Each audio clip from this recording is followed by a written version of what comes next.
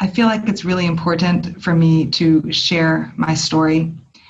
I was married to Mordechai, Marc, from 1998 to 2004. And on the one hand, that makes me the most qualified person to speak about who he is, as well as maybe in some eyes the most disqualified or unqualified person to speak about who he is, just in case I had my own personal issues with him. And at this point, I do not feel like I'm coming from a place of personal vendetta whatsoever. I really just want to share this painful story for the sake of opening eyes and reality checking anybody who is being deceived by him and being manipulated by him, which is, in my experience, in my opinion, the main two ways that he is in relationship with others. So my hope is that my story can help to shed light. Basically, I first got exposed to Mordechai when I was in college in Jerusalem, and he was the rock star rabbi, and me and friends would go and hear him speak and teach every week. And so the relationship started with myself as a 19-year-old student, and he is 14 years older than me. So there was already a dynamic there of him as the teacher and the guide.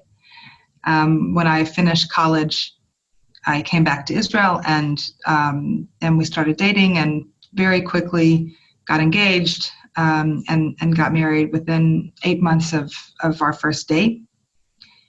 And I will say that at the time, he did share with me, as we were dating even, he shared with me a number of his sort of dark closet secrets, I think in order, to let me know what people would be coming with me at, because a lot of people did try to stop me from marrying him. So he wanted to let me know what stories I'd be hearing. So for instance, he told me stories about how, yes, when he was the director of Gypsy back in New York, he had a sexual encounter with one of the high school students, certainly underage, and there had been ejaculation, and there was a real sexual encounter that the girl had told others about it, and really tried to get the word out. And he essentially told me that he said that she was crazy and made it up, and he blackmailed some of the rabbis to write him a letter saying that he was fine and innocent. And from what I can see, his life has been a history of ongoing occurrence like that after occurrence after occurrence of some usually sexual misconduct or abuse, and that he then blames the victim and turns it around and finds ways to get himself out of his own blame by blackmailing others to be his supporters, or convincing others to support him and to view the victims as the real perpetrators. So starting way back in his earliest years as a teacher, using that technique, and in the beginning with underage girls. There was another underage girl who he also had encounters with that he told me about. Now, you might be saying, why in the world did you marry him after hearing these stories? And there were other stories as well. And that's a great question. And I spent several years in therapy after we got divorced trying to find the answer to that question.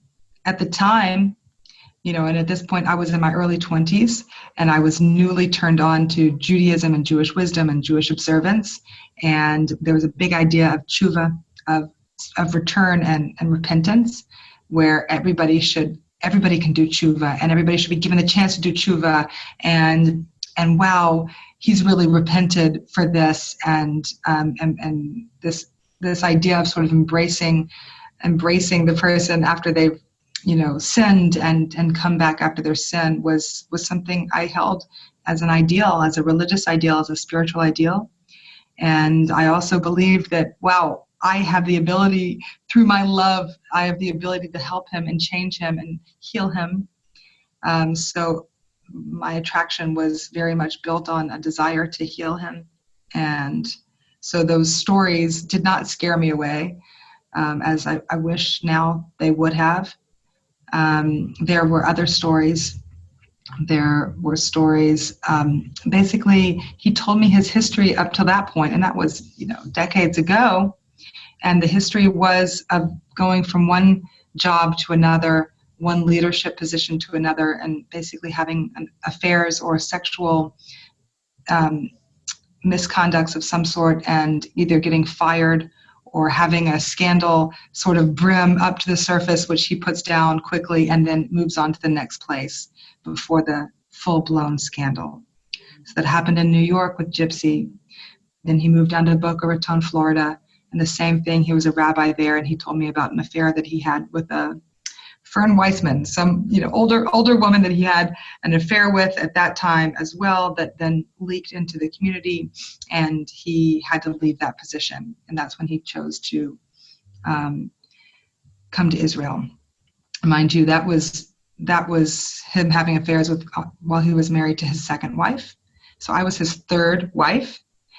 Anyway, so he and his second wife came to Israel, and the same thing happened in Israel, where he would end up having an affair and need to move to a new community, a new synagogue, a new city. And each time, sort of limping his way along and reestablishing himself, and which he did in Jerusalem, which is when I encountered him at a time of a great popularity for him. And all the teaching institutions told him, we won't let you teach here because of your reputation unless you get married. So I think that part of also his desire to marry me was his desire to be able to have those power positions once again, that because of his reputation and the rumors and the stories and the scandals, he did have a tainted reputation already, but he still had enough charm and enough pizzazz to ingratiate himself with the next, with the leaders and the funders again and again. So when I was married to him, basically on the outside, it looked like the life, such a glamorous life. We were the heads of like a spiritual retreat and a spiritual community. And on the outside, it looked like this ideal fairy tale of a spiritual life and leadership and influence and impact and voice. And I was very taken by that fairy tale. It was my dream come true to be able to have a positive impact in the world, was what I thought was happening. And I became very committed to it. And that was part of the draw for me as well, was this idea that I could have this impact on the world and we could do it together. But then shortly after getting married, I really immediately started the emotional and mental abuse, and of, first of all, like a certain enslavement, like that I existed in order to work for him, like really, like I was to be a worker. And if I did not work laboriously, like almost slave-like, then there would be fury. And if I did not perform to his desire, then I would be verbally abused, put down, name-calling. There was a constant demand that at every dinner table and every person that we meet, he always insisted that I tell stories about how brilliant and wonderful he was constantly. And if I didn't do that, then he would explode in fury and anger and tell me how selfish I was and how mean I was and how unloving I was. This was that was his sharpest tool, was to tell me how unloving and selfish and mean and abusive that I was if I did not do all the things that he needed me to do. And which was really just going along with his rise to power and feeding his rise to power as much as I humanly could. So it was a constant pressure to build his reputation, to build his ego, to build him up. And if I did not do that, then I would be put down and told that I was horrible. Those were the first years of the marriage. You know, we were together like 6-ish years. And those first years was just intense slavery and emotional abuse. In the later years, in the later half of it, is when he started having, I think, multiple affairs. And at some point, I found out about the affair, that he was having affairs. It somehow, like, he couldn't hold it together anymore. He was such a sex addict that, you know, maybe in the first couple of years, truth is, he maybe was having affairs then as well. But at some point, he just wasn't able to hold it together anymore. And he would just have these affairs that were more and more apparent and obvious with each one, until I finally did find out, just with utter confirmation, when we were in Oxford, about an affair that he was having with a woman there. And it was so clear and in my face that finally I had to face the facts that he never reformed, he never changed. All my love could never change him. And that all of these things that he had told me were lies, and all the things that everybody else had told me to get me not to try and keep me from marrying him were actually the true narrative. And I started to see through the facade, and I started to make distance. And of course, then he would come back in with the no, I didn't really do that, or, you know, he would sort of pull me back into his orbit again. You know, sorry to talk in victim language, but at that time, or my early 20s, I, you know, with this man 15 years older than me, I do feel like it's an appropriate label, a victim of an abuser, of a manipulator, of a person whose one goal is his own self-aggrandizement and rise to power, and only using others to serve that. So finally, I found out about the Oxford affair. There was another affair with a teaching partner of his that I started finding out about, and at that point, that was a line for me where I was like, okay, this is not happening. It was the goods of the fairy tale, the external fairy tale, kept me in there for quite a number of years, but then the pain and the agony and the lies and the abuse eventually won out in the end. And I demanded a divorce and went in that direction. Also, another piece I want to add is seeing him, how he treated his children was so painful to see. If they did not serve his rise of power, then he was not interested in them. If he could use them to be seen as like a good father that would then allow him to become a more powerful teacher or influence, then by all means he would use a story about his son and in the book, or tell a story about his son, or bring a song along for. But again, just totally an inability to see anybody else as an other with their own self, and simply using others. And that too was another thing that helped me to get away from his grip, was being like, I don't want that for my children. I will say that I lied for him so many times. I lied for him so many times.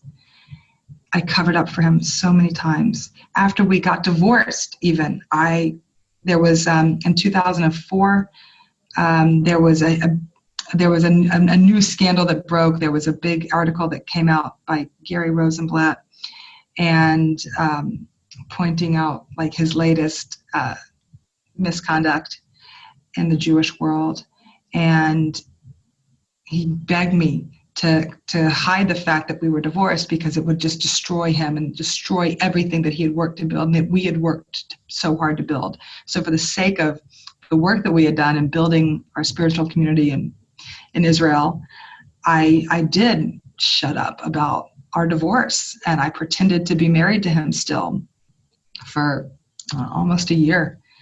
I was still, even though like I was trying to get away, it took me years to get out of his grip, out of his vice hold. And I continued to lie for him and tell funders lies and tell other rabbis, and, I covered up for him, and that's my own wrongdoing. And I regret it.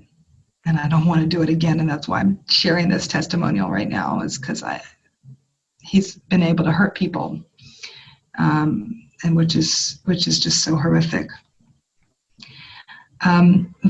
Shortly thereafter was the big scandal in Israel, which was when a number of women who were involved in the spiritual community Beit Chadash in Israel came out and went to the police with their testimonies of his inappropriate sexual abuse. People who had been working for Beit Chadash, students there, a number of women got together and finally were like, we need to put a stop to this. And thank God they did. And they talked to the main funders and the directors of Beit Chadash and coordinated a really powerful takedown of Gafni's power, and he fled the country. And at this point, he was done in the Jewish world, done in the Jewish world, thankfully. And we thought that how could he possibly resurrect after this? But he did.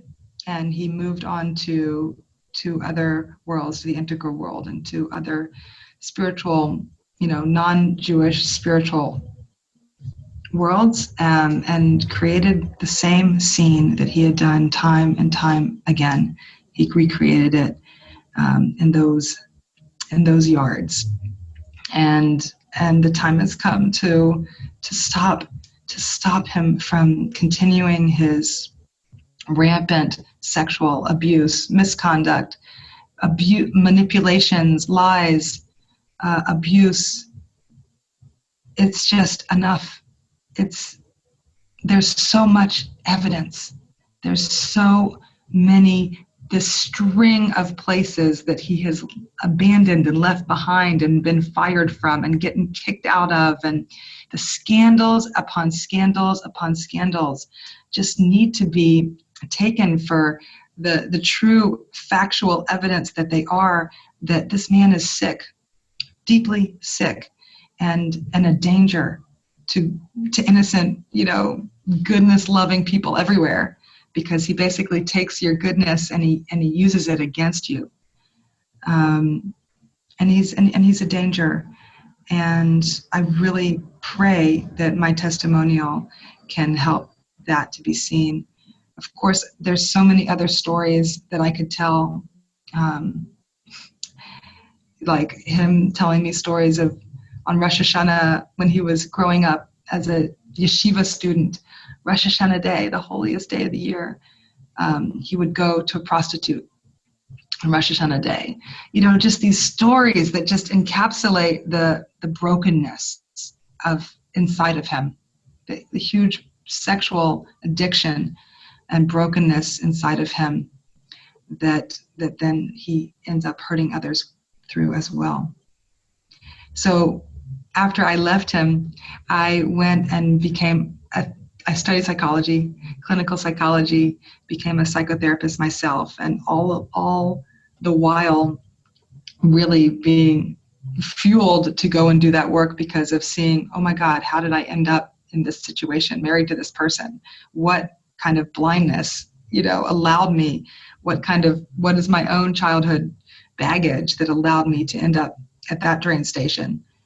And in the process of doing my own therapy and learning therapy and practicing therapy, it became utterly clear to me. I got to know the DSM-4, like getting to know what his diagnosis is, which, in my eyes is very clearly, narcissistic personality disorder, sociopathic personality disorder, entirely.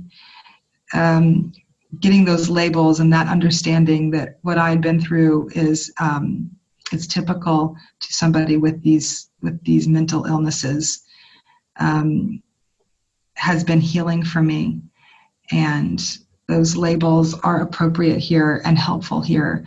So if you can, I invite you to try and look at what you know of him through the eyes of, oh, this is a person with narcissistic personality disorder, somebody who always needs to be aggrandized and in using others for their own advancement entirely. A sociopath who has no regard for others' feelings, for who he hurts, has no regard, even in the end of the day, for his own well-being, as he continuously goes down that slope of a sexual addiction time and again, that ends up, taking him down really, and causing his own demise. So I pray again that whatever I've shared here is very clearly with a spirit of wanting good and wanting truth to prevail in this situation where it's been so terribly manipulated. Thanks for listening.